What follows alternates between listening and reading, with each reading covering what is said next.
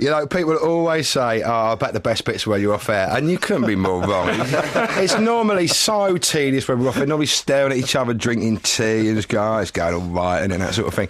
But you've missed a treat. Can we try and replicate it there? Oh, no, please don't. No. Well, you know what? If I ask you the question, you will have to. There's no, you have no option because you can't remember the thing. When Peter came in, I always do it with a guest. I sort of say, what sort of generally, do you like jazz? Do you like classical? Do you like, whatever, rap, whatever? And they normally come up with something. So let's try this. So, Peter, what sort of music do you like? Oh, I love the Beatles. I love classical music. And I love the musicals. I love American musicals, I'm afraid. You can't do it, can you? And some British ones, who too. Who specifically? Who specifically?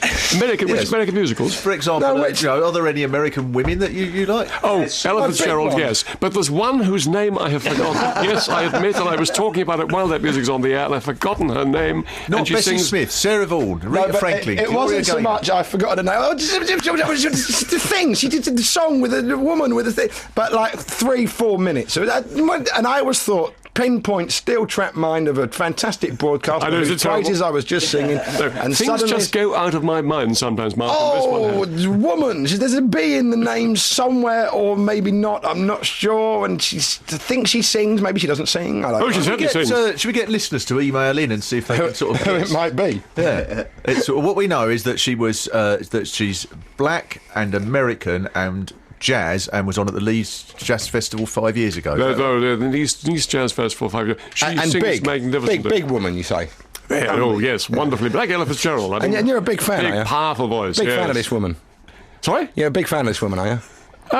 Yes, she's. You don't even know her name. Or have you gone off her now since her name is gone? Yeah, anyway, she's really soured in the memory now, isn't she? Whenever he thinks of her in the future, it's going to be shocking. That record, by the way, I just played was Record. Oh, listen to me, show me age. That was Pete Williams with Black, which is a demo and isn't available anywhere, unfortunately, but I'm sure will be at some point in the future. David Essex is still with us. He's become one of our cast of regulars, like Barry Cryer and Tony Blackburn and Dale Winton ringing in and everything. Yeah, you've got a long way to go to beat Barry Cryer. That was illustrious company. You just settled me in there. You name a bad one out of them. It's gone quiet. You could name 3 bad ones. It would have been very easy. Now, Barry Cryer won the championship, didn't he? Because he not only stayed for the whole of the rest of the show, but then came out with us and disappeared at about 6, I think, in the evening. Yes, because another pub was open. Anyway, we haven't even introduced Peter properly, apart from saying delightfully dotty so far, and the complete opposite of what I expected. I thought you'd come in and you'd say, and the catalogue number was, it was a Verve issue from 1964. That's what I thought it would be. Anyway, I hope you don't do this on your history programmes from now on. There were 2 opposing sides. It was a battle of somewhere. Where France, one of those Central European countries. Where were they from? Tip of my tongue. Peter, along with his son, has someone got a phone? Not me. Either that or the fairies just walked in and granted me a wish. What would it be, Mark? What would your wish be? To know whose phone that was. What was that? Does anyone know what that was? It was magic. Maybe it was just Peter just remembered. No, I still haven't remembered her name. No. That was unbelievable. I don't know what that was, but it doesn't matter. It's not happening now. I can't even get through this introductory sentence. Peter was presenting. Is it you? There is something in my bag which I'm now switching off. It could be the name. It could be the name, Peter. It could be the name of the scene. It was like the beginning of the Walt Disney programme when the little fairy goes around the top of the thing. Anyway, Peter, I'm going to get this sentence out if it kills me. Battlefield Britain, which started I know what it might be. It might be my wife ringing with the name of that. That's what I said. Wonderful singer. Oh, well, take it. Take that call. Again. Do you mind? Take the call. Take the call. I'm going to switch it on again. Anyway, keep going. Yes, I'm still getting this one sentence out. Battlefield Britain, which Peter presents with his son Dan, which started last night on BBC Two and will be running for the next 8 weeks. Is this a non-transmittable pilot, or are we actually on air?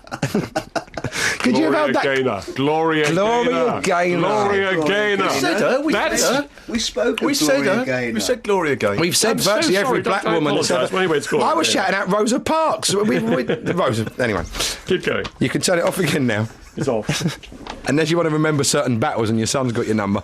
Battle of Britain, Battle of Britain, Battlefield Britain, which started last night on BBC Two. No, it started a week ago, Mark, but never mind. Last night was Hastings, the second one. For me, we started with a week ago. For me, it started last night. Right. I didn't see it last week, and it's a very tricky term because it's a virtual history program. It's history done with virtual reality kind of. It's very hard to explain, but there's you can actually see the battles being fought. That's right. I mean, I hope it's bringing history alive. I hope it did for you last night. I mean, I hope it's bringing history alive for people. It's battles using graphic technology, which I think is absolutely revolutionary, to bring to people a picture of what it really looked like on the battlefield. And last night you saw Hastings. A week ago we did Boudicca, and there's still 6 more to go. Every Friday night at 9 o'clock on BBC Two. We were discussing earlier because when you're taught history, you're always sort of you're just told, oh, they fought and they lost and they won and that was that and this led to this. But you never actually think about the human side of it. And that really made me think about it last night watching the show. I just thought, yeah, God, there are hundreds of thousands of people slain unnecessarily. And I think that's really helped the whole computer thing of all the armies running at each other. Yes, I mean, God, what we try to do in this series is to bring it really home to people by showing them, by using the two of us, my son Dan and there's me, and I give the sort of overview of the battle, the big picture, using this great big... And your son gets all the rough stuff to do. Well, he gets all the rough stuff, but he does something else. He's also telling the story of the people in the front line. And you're right, the people in the front line are the ones who really take the pasting, and they take the hardest blows. They're the ones who really suffer, and they're the ones who, in the build-up to the battle, who have sleepless nights, and they have terrifying things to cope with in the desert, like mosquitoes we found at Alamein, and so on, like things like that. And so he's the one who tells the story of the person in the front line, and all the suffering that goes on, and all the horrific human problems that occur before and after the battle, as well as during it.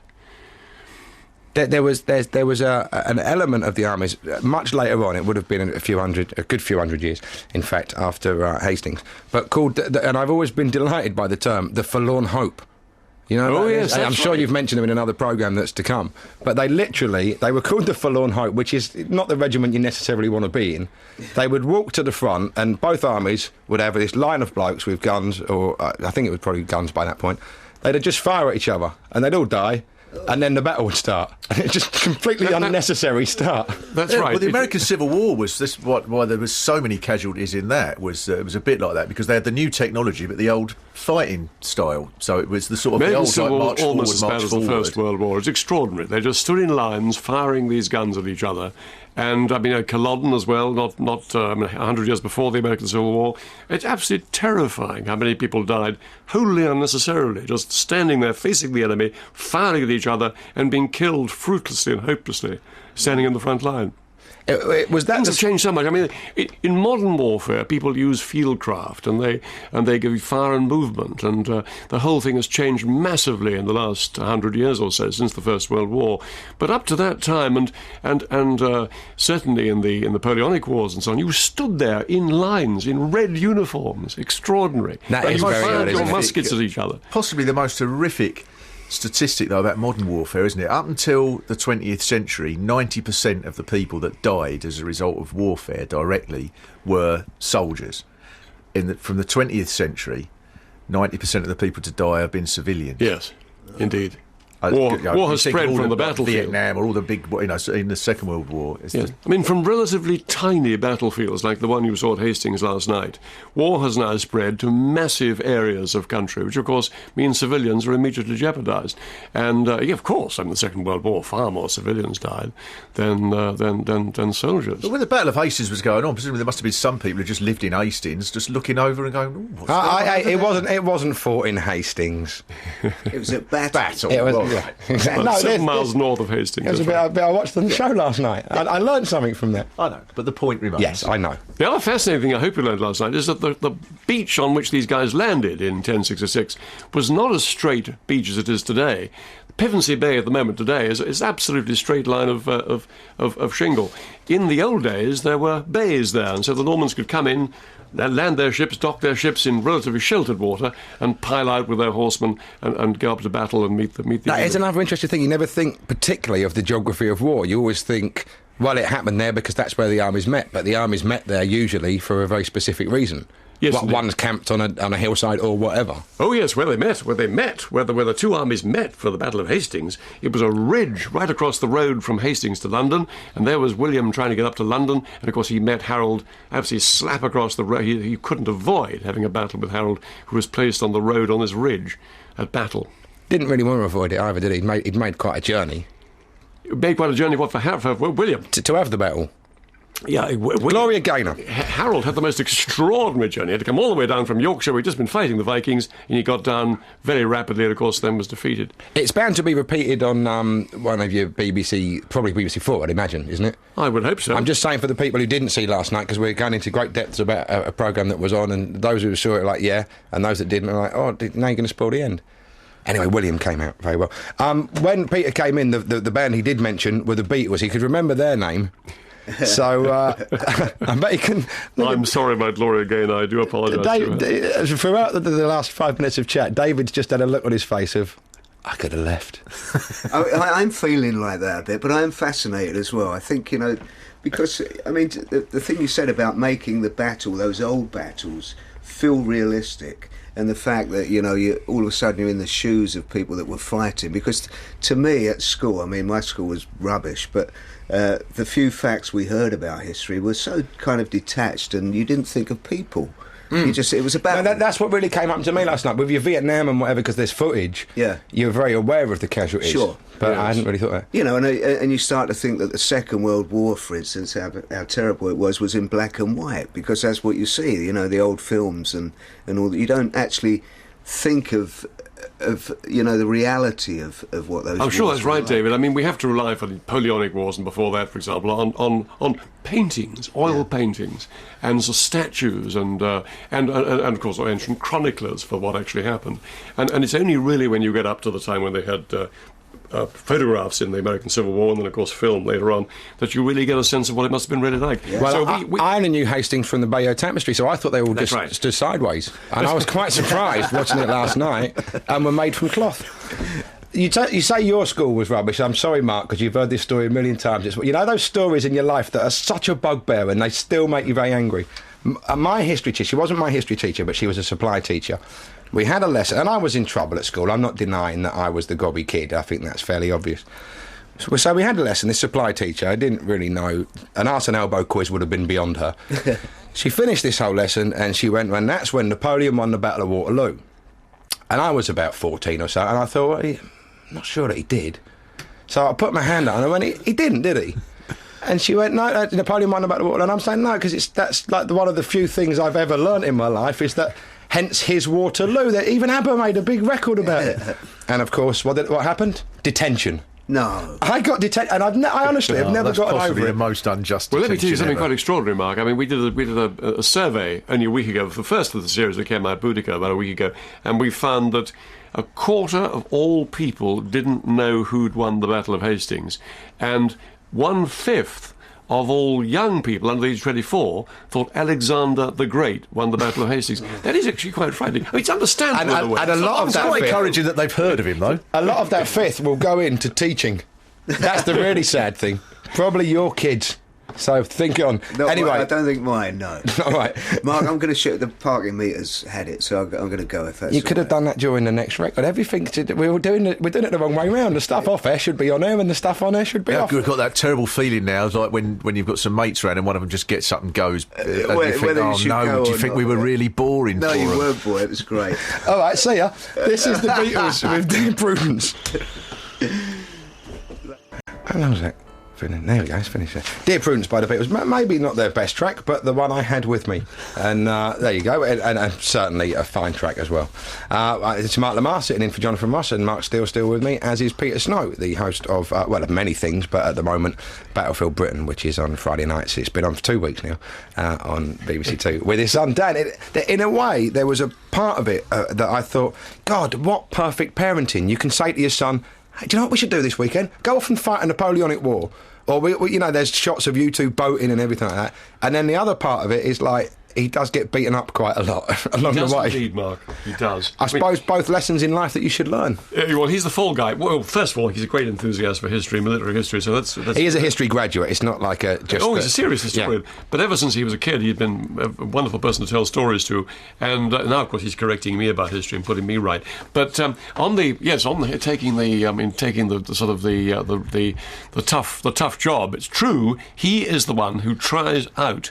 For example, in the Battle of Britain in about 6 weeks' time, he tries out a high-performance aircraft to see what pilots in the Battle of Britain had to put up with during the Battle of Britain. And it is an absolutely stunning experience for him. And, I mean, rather him than me. I mean, the guy goes up and they turn around at 7G. And he passes out. First of all, he loses the colour in his eye, in his vision. He can't see. Everything's black and white, and then he blacks out. And when he comes down, the guy was absolutely. I mean, he was white. Wow. And for about 2 days, his eyesight wasn't quite right. And so he experienced at first hand what those pilots who were frightened enough, after all, about being shot from behind by a Messerschmitt in the Battle of Britain, what they experienced physically as well in turning so tightly to try and escape the enemy and get round behind the enemy that they risked blacking out. I suppose the other thing you don't think about, just generally in war, is that they're kids.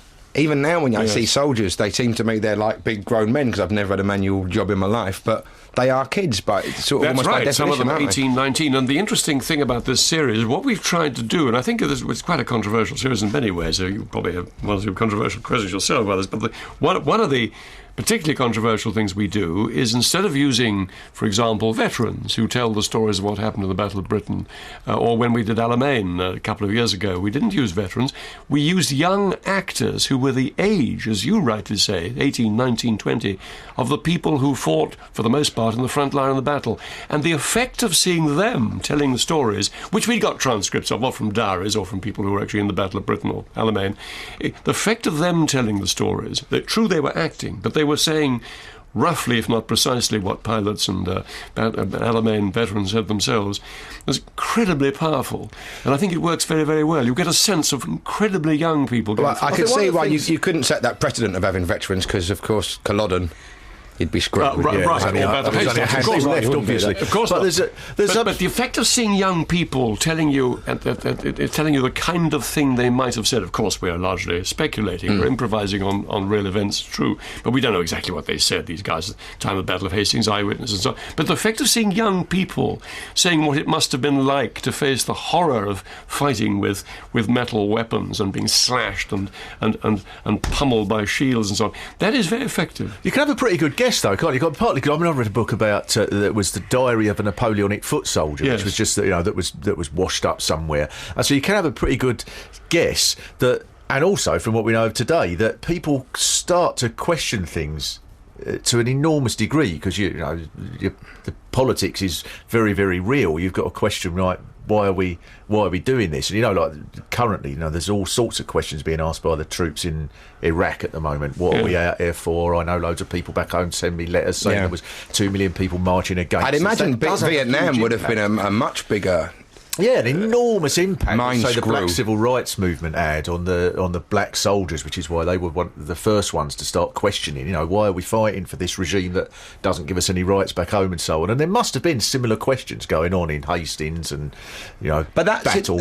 it so wouldn't have crossed my mind, because to me a war is like, often they were mercenaries anyway, and so that's the lot you've chosen.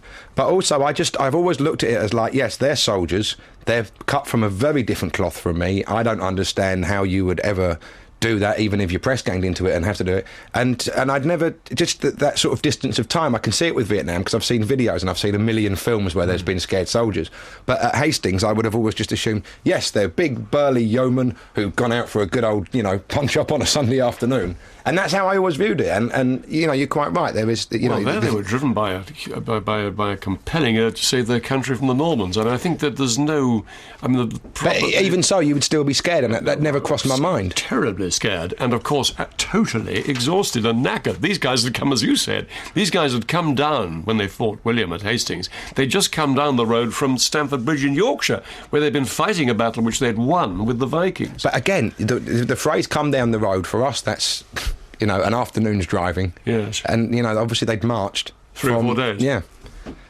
But that, again, very interesting. The fact that even now we would say, hey, just come from there, which to us is, that's nothing. Oh, it was an extraordinary, record-breaking march, quite incredible. And after a Viking battle as well. I'd quite like to do one with my son, but because he's only 7, it'd be stuff like, he'd be doing all stuff like, God, and then their heads were chopped off, and they were all dead, oh, wow, and things like that. So I think it'd add a little human element to it. Well, also, he would, I guess, at that age, they say poo a lot, don't they? That's a word that they become obsessed with. Poo a bit, really. Okay.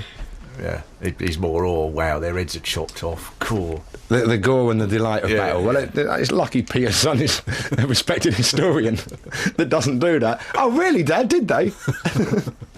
You do, when you're putting the shows together, is it sort of very much delineated who's going to do what, or do you go, no, you do that one, son?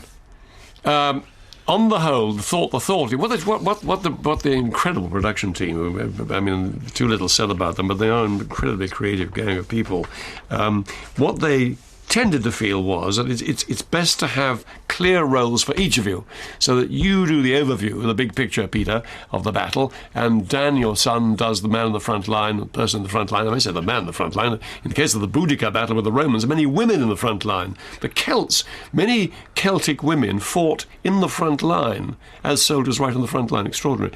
And so Dan tells their story, and Dan also experiences, what the conditions of battle were like in the front line. The thought was that would be the best way of doing it. And I must say, here am I, as well, 66 odd years old, and quite happy to let Dan do the hard work. Yeah, no, that seemed very obvious when he was getting a pummeling last night from the police shields and everything.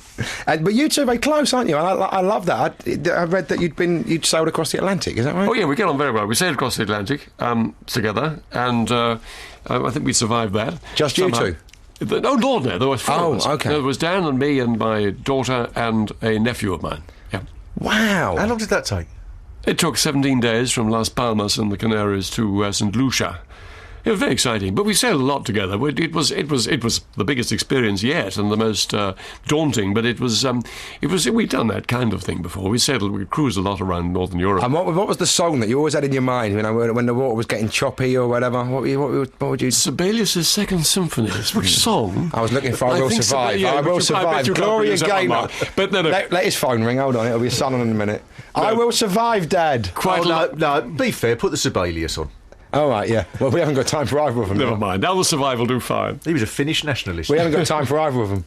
That's all there is to it. What's the next battle that you're doing? What's on next week? Next battle is the Welsh revolt of Owen Glyndŵr against Henry IV. That's an extraordinary story, and Wales. I've never even heard of this one. Well, you might not have done, but Wales, just for one tantalising moment, Wales on the threshold of independence in 1400, and this guy Owen Glyndŵr, the incredibly charismatic Welshman, led guerrilla armies all around Wales and kept defeating the armies of Henry IV, the English king. But in the end, the sheer size of England and its army beat Glyndŵr.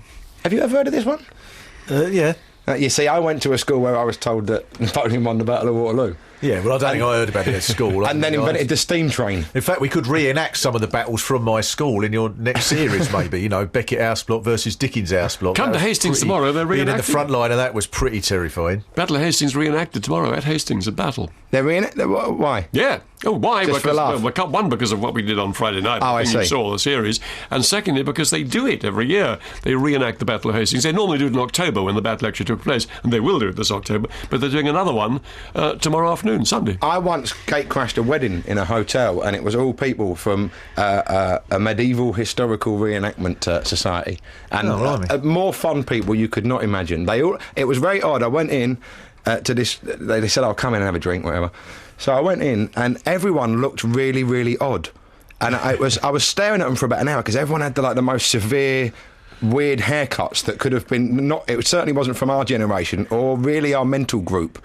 Or I'm not even quite sure they were the same species. And it took me an hour before they said, "Oh yeah, no, that's what we do. That's why we all look really, really odd." I got a cabbie once who said that he was in a battle reenactment society in the English Civil War, and he said he was on the royalist side. And he said the thing is, we had our officers imposed on us from outside, and we didn't like that. They should be imposed on us, but from within the regiment, that would be strict. So you'd like this, Mr. Seal? He said, "Recognise me for something. You'd like this." We went on strike. Yeah. The royalists going on strike. Yeah. Oh, happy day. 88 to 91 FM. This is Radio 2 from the BBC.